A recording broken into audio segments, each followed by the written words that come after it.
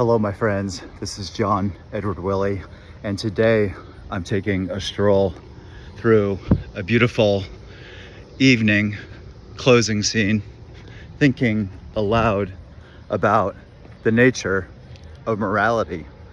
Stranger enough, on my night off, that's what I'm thinking about, of all things. That's what I find to be most exhilarating, the question of ethics. More specifically, the question as to what exactly makes something right or wrong. I've been doing a series of introductory videos regarding fundamental philosophical questions. And as I've said, the first were the most rudimentary regarding the questions of logic and truth and belief. And then I've begun to create videos about more complicated questions using those basics, such as the questions of where knowledge comes from, the question of how it is that we can conceptualize ethical thinking in lieu of the complications behind it all. And in this video, I'm sort of creating a second video in that series on ethics. This is about what makes something right or wrong. But the last video was about not what makes something right or wrong, but how would we even conceive of something being right or wrong. And that was sort of an exploration of what's called moral relativism on the one hand and moral realism on the other hand. And in this video, we're examining the relationship between the utilitarian and the Kantian in regards to ethics and the question of how to ground an idea of morality in the real world.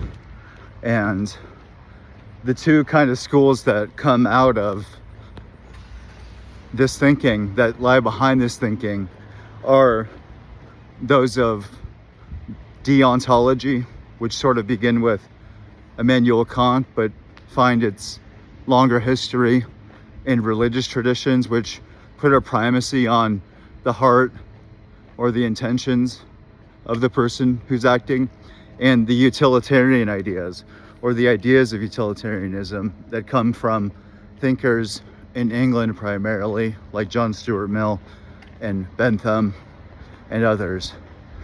And although it can sound really boring and really strange, it is in fact an exhilarating conversation because it goes right into our very lives.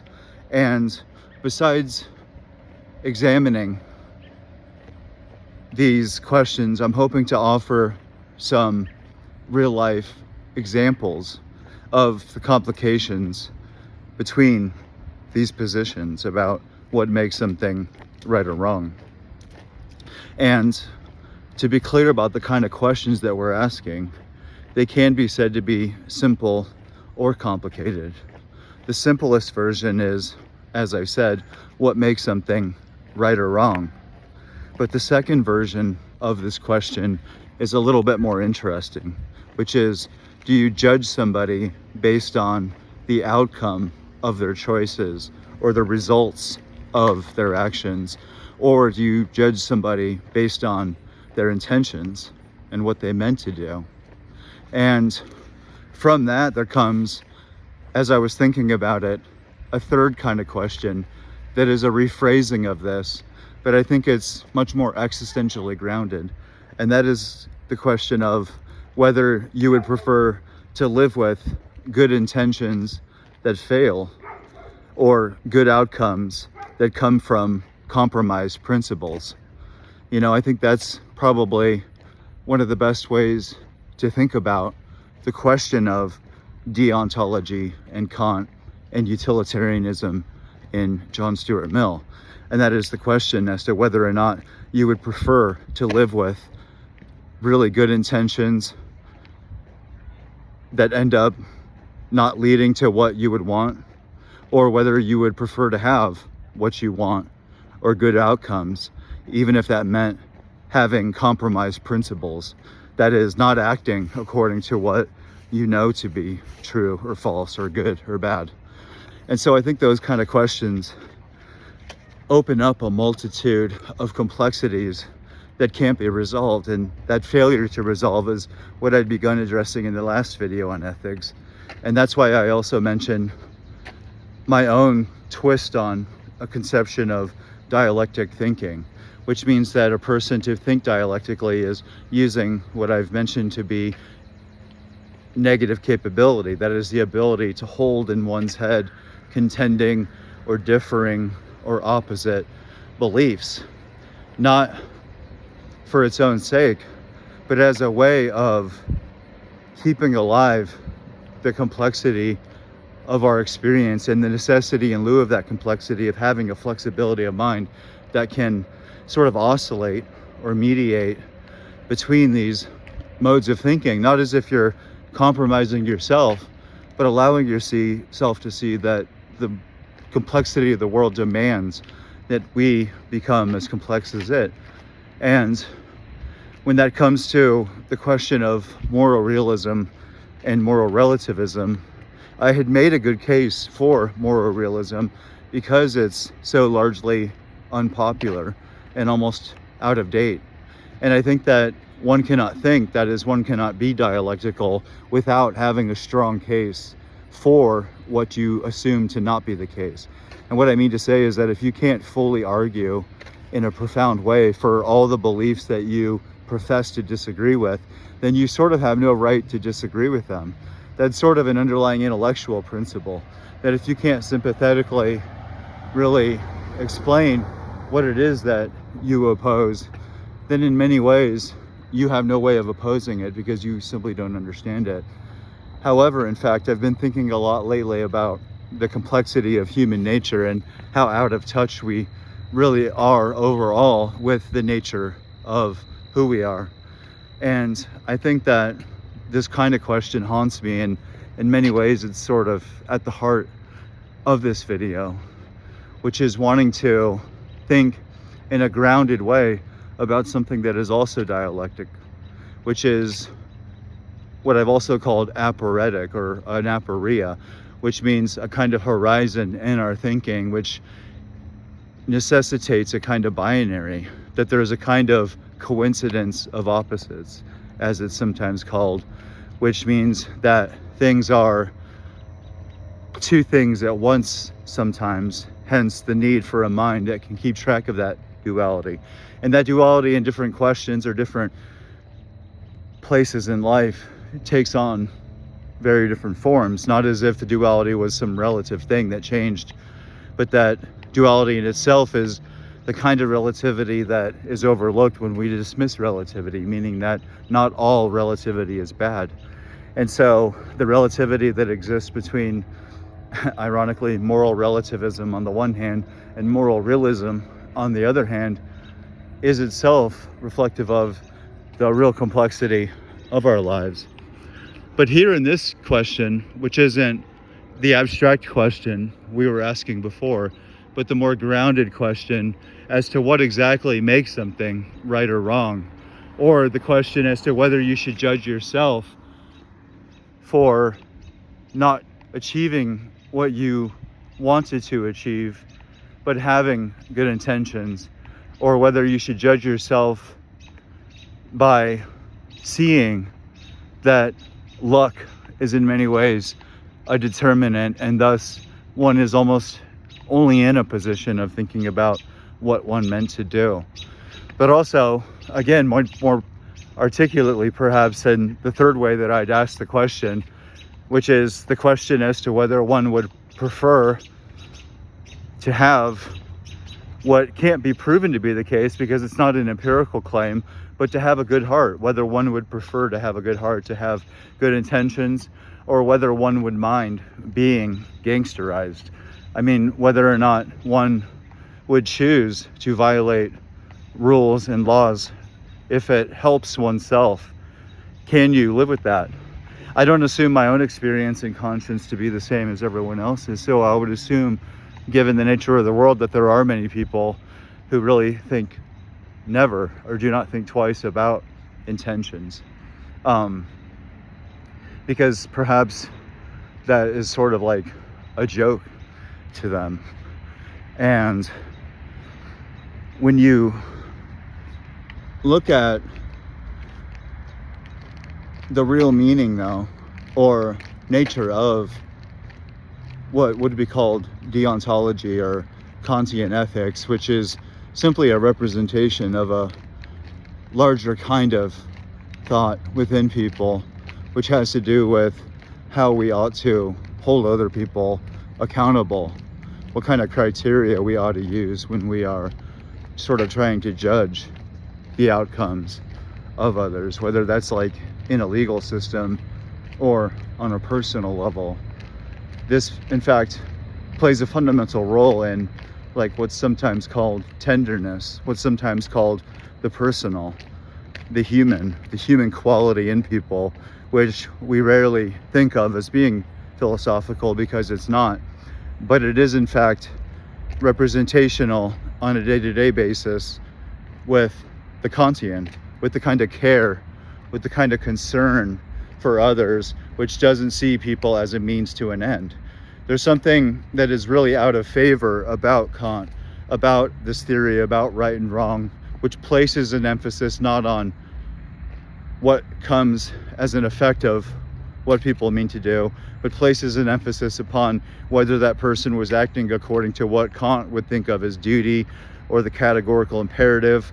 And the categorical imperative means that you act in accordance with the rational universal. That is, you do what you take to be the rational norm. And so whatever you do, you assume everyone else would do. And so that in itself is like a crystallization of what in Christianity is called pietism. It's the pietic tradition. It's a kind of form of Lutheran Christianity that Kant was born into, and which happens to resist completely the teleology, or the tendency to think that people are always a means to an end, or that they mean something other than what they profess to mean, or that they have to be understood in terms of systems and numbers. So in many ways, the utilitarian views that emerge sort of after Kant are revolutionary in their own way, because what the utilitarians were wanting to do is to begin to think about what is right and wrong, or good or bad, in a way that was free from the church, in a way that was free from tradition, so that you could consider your own actions and other people's actions based on something that didn't have to do with some outside spirit judging you, but had to do with what they considered to be, the Victorians considered to be, the rational outcome of your actions. And this, in fact, is the basis of democratic thinking in regards to our judgments about what is good and bad. We tend to think about probability, and that is the outcome of things, as being not only the basis of our own happiness, but the basis of alleviating unhappiness. And of course, this sounds abstract, but it isn't when you really get into it. And it's also, in many ways, the basis of our legal system, and in fact, our medical systems, which are unable to consider each person as a singularity in itself, but has to think about each person with limited time, with limited resources, with limited space and limited people, has to, in fact, think about people not as singular things in themselves, but as something that can only be briefly considered. You have the emergence of a whole other, eventually after Mill, you have the emergence of a whole other kind of managerial philosophy. And so in collusion with pragmatism, utilitarianism becomes sort of the blueprint for neoliberal systems management. And what I mean to say is that on a positive, affirmative basis, John Stuart Mill and many others who were attempting to free people from the need to attribute their claims to anything other than happiness, which is itself radical and revolutionary. It's almost an expression of the Rococo, to think about happiness as being the point of life, which you find in the US Constitution. Also, that in itself, in an affirmative, positive way, sort of represents the glowing light of the Enlightenment. So what I mean to say is that there's something radically positive in it, but there's also something damaging and haunting and corrupting within this cohesion of a kind of pragmatism, like management style, when you think about Taylorism as a way of efficiently, ergonomically managing workers, which comes with or brings with it this increasing tendency to think in specious ways about human nature. And I think that the Kantian, in the same way as being a way of thinking which is aghast at management complexity, the Kantian idea that you should see each person as a means in itself, that you should see each person as a world in themselves. And on a personal level, I think that this is the most beneficial way to relate to people in general. And so what I mean is that if you have enough energy and time, if you have health, you shouldn't see your relationships with others as being 50-50. This is a very common way of thinking about how we relate to one another, which is that I speak my truth and they speak their truth. They take up some of the space, I take up some of the space. We exchange things, we learn from one another, we develop affinities. I think that all of that is ludicrous because it's completely blind to the fact that 90% of people are not only traumatized, but they're completely paralyzed and unable to even consider anyone or anything outside of themselves. It's not their own fault, it's simply a fact. And so the only way that you can get something out of your relationship with them is by giving them 90% of the space. And it sounds stupid, it sounds like you're the fool. But in fact, there's no other way except to begin where people are at. And most people, not because they're bad people, but most people can only listen for 10% of the time. And so I think that the only way that you can develop relations with people, especially if you think of yourself as being an artist or a philosopher, that is someone who has an active consciousness, then you should see your role to people not as being one that is 50-50, like efficient and free and that can be divided up, but as something that is akin to what Kant is suggesting, which is in many ways akin to a theory of art that I affirm, which is called formalism. And this is a theory of art that, when applied to people, sees people almost as having no relation to themselves in regards to their intentions. So what this means is that people don't even really know who they are, but by paying attention to them and knowing who they are, they redeem themselves. And I find this to be proven to be the case again and again. So I am a kind of Kantian on a private level. Like, I'm a private Kantian, meaning that I can practice this kind of act in a kind of one-on-one situation, or, I can practice it through knowing about people on a certain level. But it's the way to relate to people in the only way that matters, which is the individual, actual existence that you have. And that's what Kant is affirming. And so, ironically, he's completely out of favor, and he's associated with religious type thinkers who want us to think about what is right and wrong based on applying ourselves to the moral law that is acting according to maxims. And I think that's totally hogwash, because I think Kant can be reconstituted as a kind of naturalist in relation to his ethical considerations.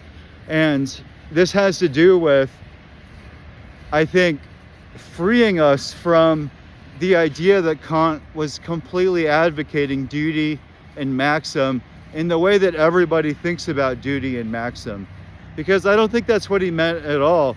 And of course, Kantian scholars would say that I'm not being clear enough about Kant's second work, the Critique of Practical Reason, which is where he explores this complexity and his synthesis.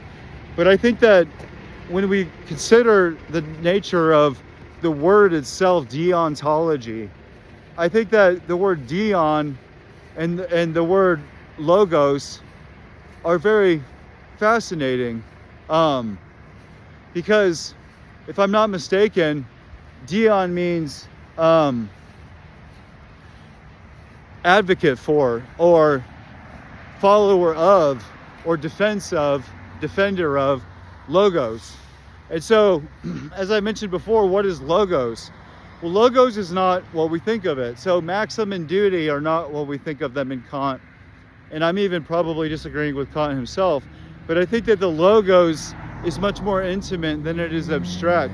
The logos is one of the most mysterious features of our consciousness, which is the emergence of comprehensibility. That is the emergence, the emergence of intelligibility is itself the mystery of logos. And a quality of that intelligibility is the ethical. And what that might mean is that the conscience itself is a kind of moral law, which perhaps is related to why most of you, I imagine, instinctively side with the idea that you'd rather have good intentions that ended up in failure rather than to have positive outcomes and success that were based on gangsterfied premises, that is based on a compromise of one's own values. So the existence of values themselves, I haven't said much about this in any videos, but it's also as mysterious as the emergence of logos, because what we find between people is rarely that they disagree about beliefs. Like, rarely can people argue or talk to one another long enough or short enough to where they actually change what they fundamentally believe. You can change a lot of beliefs because there is so much about us that's superficial, and they are beliefs about matter of fact, etc. But what you find beneath is not argumentative, and that's values themselves. And values is a word for a number of things which have to do with our temperament, perhaps our culture, perhaps our instincts. And in an increasingly democratic, liberal world, this goes in as many directions as there are people. And so values themselves really are where people often differ and butt heads. And this isn't really that violence is ever the result of differing values, but it is sort of the the tectonic break within cultures, within people. When you look at the difference in cultures, ultimately it rarely has to do with what can be understood as an argument. It has everything to do with a difference in ways of life, a difference in shape of life, which constitutes a difference in values. And Nietzsche himself had imagined the reevaluation of all values. But of course, this is an impossible project. This is perhaps the late romantic decadence in Nietzsche to even posit such a possibility. At least that's my premise. But I do think that when one is thinking dialectically, one is in fact wrestling in every particular situation with the tension between what can be constituted as our own duty to ourselves, which is really a sensitivity to what we know to be the case, to what reveals itself in the immediacy of our lives to be the case, which is building on what I mentioned in the last video, which is the idea that it's rarely an abstract question as to what we should do when there's an ethical consideration. It's more than often a question of courage, of willing ourselves to do what we know to be the case. And so I think that this in many ways applies to the existential nature of the moral question regarding whether the effects are relevant or whether the ideas and concepts in the person are what's valid. Because although I've defended one perhaps more than the other, I think these both operate as a necessary part of our psyche. That is, our psyche is not grounded in certainty. That is, as human beings, we are not in many ways designed for peace. We're not designed for sanity. It is possible, and I'm sort of crazy enough a living example of it. But I don't, so long as I'm thinking, I have peace and sanity as a person, but so long as I'm thinking, I am unhousing myself. And I don't think 24 hours a day. It's because I know how to not think that I can think. But so long as I'm thinking dialectically. Not that I'm thinking in any way related to Hegel or anyone that uses the word dialectic, not even Plato. It's that I'm hoping to reconstitute the very use of the word to have something to do with what I think in every autonomous individual is the case, which is the irresolved, constantly, always, already question as to whether the intentions are where the focus is at or the consequence. And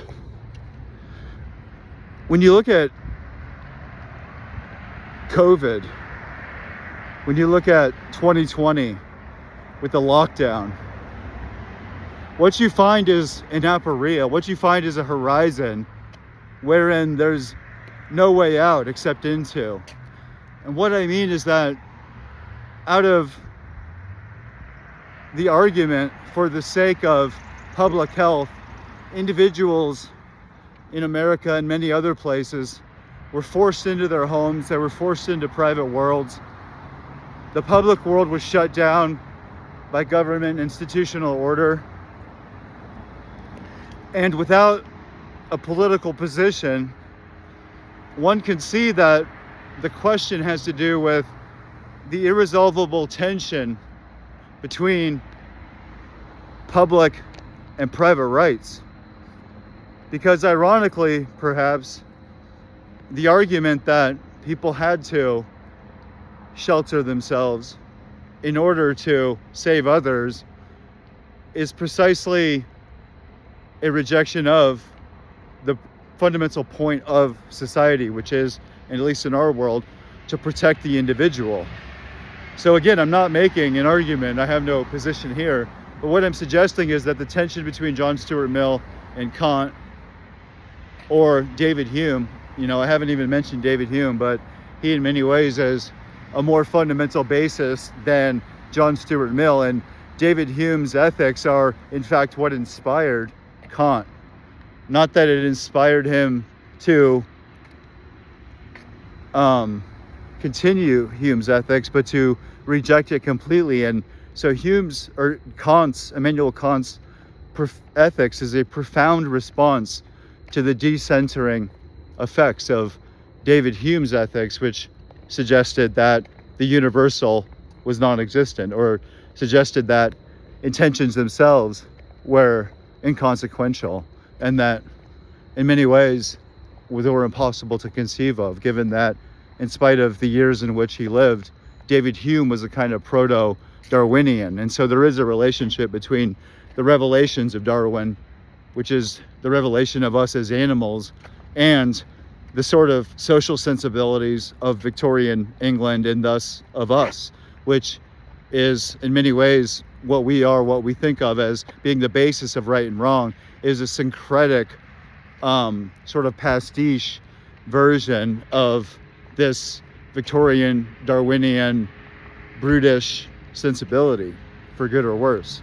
And always already against it is not only the sort of universal perhaps experience that people have of a sense of right and wrong, but the continuation of fundamentalism in religion and religious extremism in the US and worldwide, which bases everything on the individual's commitment to their own sense of duty. That is, the individual has a commitment in the Kantian tradition to honor what is rational, or what is taken to be the case as obvious. So I haven't really done so great of a job as to explain precisely what utilitarianism means, or what even Kantianism means. But I think that that's secondary to attempting to make something of these ideas, because there's already a number of YouTube videos about these ideas, and I think one is mistaken to assume that one has to do that kind of work for the viewer or listener so that they could listen to a video without any sense at all as to what utilitarianism might mean or what Kant or Hume might have meant. I think that in itself is almost unnecessary, even in an introductory kind of video, given the nature of our relation to the internet. There's almost no excuse for not already knowing something about what these two views mean. So what I mean to do with the energy that I have is to introduce into it another kind of existential thinking. Because one thing that frustrates me is the boring monotony of almost every philosophy textbook that I've ever read, and I've read a lot. The boringness of every philosophy lecture series on YouTube, and believe me, I probably listened to them all. I hope to introduce new thought models, new thought experiments. And I mentioned COVID as being the lockdown, that is, as being representative of this dialectic tension between the utilitarian and the deontological. The deontological being that which is the basis of the American libertarian insistence upon our rights, our insistence upon at least a critique of the belief that everyone should automatically believe that lockdown was necessary. That in itself comes from this kind of Kantian position. But in another way, in a more intimate way, I'm a big fan of that TV show, The Pit. I believe that the second season is over, and one thing that you see in this show is the overwhelming pressure that emergency care doctors are under, and this is in lieu of what is called the triage. You know, the triage itself is a fundamental act in these offices, in these emergency offices, and yet it reveals the tension between the utilitarian need that we have to maximize the resources that we have, to maximize the use of the resources we have, to get as many people as healthy as possible. That works against the fundamental need that doctors and nurses have to give people the care that they need. So I don't know if that makes sense, but this is a good example of the real tension that exists within our world on a daily basis between the ideas that we have, which are not as solid as we think that we are. And we find that our world is constantly trying to manage these variables. And in the emergency room, and even during COVID, we're seeing a world which is wrestling with a new kind of complexity, a new kind of singularity, which we had never really encountered before, given that the world at every point is often encountering at least one new problem, you know, that it's never encountered before. And I think that when one has a philosophical sense of the general ideas behind things, not only historically, and that Kant and utilitarianism represent different historical views, or that they were different people, but that within the verticality of our thinking lives, that is within the here and now, the ability to think in terms of these big ideas gives us a really strong grip on the ability to think about possible solutions, given that the possible solutions in their extremity are based on the most general differing points of view. And there's no more different point of view than the argument that people should be understood in terms of numbers that produce an outcome like happiness, or that people should be understood in terms purely in regards to whether they honored their own code. And so these examples excite within us a philosophical wonder about the irresolvable, almost non-intelligible nature of our lives. And another example of this difficulty is the question of the whistleblower. That is the person who sees something that is wrong or unjust or unacceptable and decides to speak truth to power. The fact that this act could hurt people who are working at that job, or that there are people who are family members of those who are being accused that end up losing their lives and being defaced. There is a complexity to everything that goes beyond our intentions. And so even when you're speaking truth to power, you might often enough find yourself facing oblivion as a consequence.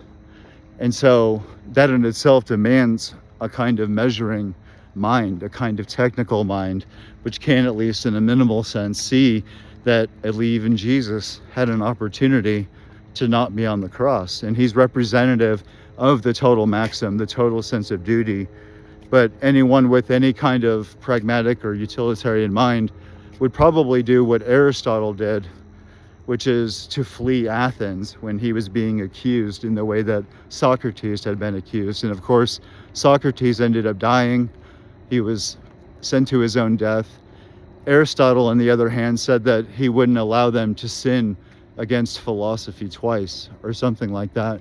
And so Aristotle, in that move, represents the origination of the technical mind that in our day is all engulfing and all swallowing. And that's why you have acts like whistleblowers who are acting rarely in the name of the consequence, unless they believe that they're leading to something else. They find that they have something in common with the avant-garde in any revolution. That is, it isn't merely whistleblowers, but also labor movements. The emergence of any labor movement demands attention to the aporia involved in the decision as to whether or not you should sacrifice yourself for the better, for the good. The avant-garde, in its nature, sacrifices itself for the better good. And the emergence of a labor movement demands, through the nature of numbers, that someone is sacrificing themselves for the better whole, because that labor movement may just as well collapse as soon as it begins to emerge. And again, it isn't really the question that is political about the nature of these kinds of situations, but about seeing the sort of philosophical fundamentals in considering the basis of a creative solution within the situation or the moment. And whether you're leading a revolution or attempting to speak truth to power, you're in a situation of having to contend with the real life utilitarian consequences of your actions. And so in spite of the value and the purity, almost the primacy and the significance and the reverence that one should have for the deontological, for those who are acting according to their own heart, according to what they know to be the case, in spite of all of that, you have a world that will swallow you whole, and that demands a more cunning, albeit perhaps a more indirect kind of approach. Two political moments that haunt me are the Tiananmen Square movements in China in 1989, which were led by a student rebellion, and which collapsed into a kind of massacre, which collapsed into a kind of darkness, which I believe even to this day, the Chinese Communist Party is yet to reveal, is related also to what happened in the so-called Arab Spring of 2011 in Tunisia and in Egypt, where I believe they were Google employees even had organized a social and economic revolution through the organization of people through technology. you find that the consequence of this rebellion was a much more maximal version of what had happened in Tiananmen Square, which is that in spite of the avant-garde, in spite of the whistleblowing, if you want to call it that, in spite of speaking truth to power, in spite of attempting to lead a revolution from the heart, they were engulfed by power. They were engulfed by systems of technology and political coherence, which sees these kind of acts as something that is not merely wrong, as if they were evil, but that it were counter principle. It was acting against the principle of public good. So it's the sort of maximal sense of public good which negates the sense of individuals, which we take for granted as being the norm, given that we live in diametrically different kinds of worlds from the worlds that these people live in. And so we simply take it for granted that what makes something good or bad or right or wrong has to do with whether or not it makes a person happy, as to whether or not it has a good effect, a positive effect. And so we think about moral choice as being a choice between charities, and there's something funny and ludicrous about this in itself, given that it originates from an uncritical, sort of sloppy sense of what would make a person good, because it turns out that good intentions might have almost nothing to do with good outcomes. And so what you find, as a result of this, right? And this is sort of the point that I'm sort of going to. You find that institutions in general cannot be Kantian. That the complexity of our world, the surplus, the astonishing, overwhelming amount of material and people and events, the unexpected events, the spontaneous eruption of moments that cannot be predicted in any way, but can only be managed. When we live in a world that is dominated by the need to stabilize, that cannot allow for a positive vision of the world, because that vision itself cannot live up to the changing nature of that world, you find that still, on a basis that is one-on-one, or that is familial, or perhaps localized, that another kind of relation exists that is deontological. Because what I mean to say is that the dialectic at this juncture is one which is, I think, brilliantly articulated by a quote that comes from Martin Luther King Jr. And that quote is that love is what tenderness feels like in private. Love is what justice looks like in public. So the quote is, love is what tenderness feels like in private. Love is what justice looks like in public. I might be messing it up a little bit, but the idea is that if we're attempting to work with this and not collapse into hysteria, I think what we see is that on a daily basis, we should really, really value the intimate personal relationships that we have with other people, whether it's at your job, or it's at your community place where you go to, or whether it's in your household. You should try to see everybody as a means in themselves, and to consider their intentions, to consider their desires, what they're trying to do, as being the basis for everything. Because in this localized way, you can guard yourself against the possibility that you might be hurt. You can at least deal with it on a one-to-one basis. And I think that this is often common in many people. If they have enough time and energy, they're healthy enough, then it's possible for them to see other people as being something that is real. That is, if they have the energy, they can see other people as being real. But you should never expect them to be able to do that. In fact, you should expect people to act otherwise, to violate your norms. And that is why justice is what love would look like in public. But this isn't justice at all. I don't agree with MLK in the way that he thought of justice, because the way that I'm thinking about justice is, in fact, in a utilitarian way. Because what I think we have in this world, the best thing that we have in this world, it sounds bad to say it that way, but the least stupid way that we can exist in this world, and given the complexity of the world, given the number of people, given the number of problems that can happen at any moment, only a managerial system can sustain us. But a managerial system is one that cannot produce a vision of the world. It's one that can't produce a vision of the future of the world.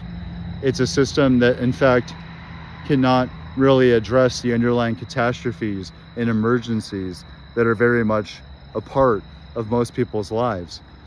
And so one, in fact, is compromising when one sees that the revolution is being forever postponed, given that the very basis of the revolution, which is understanding, that in itself doesn't exist when the shifting foundation of our world is changing sort of as much as we are.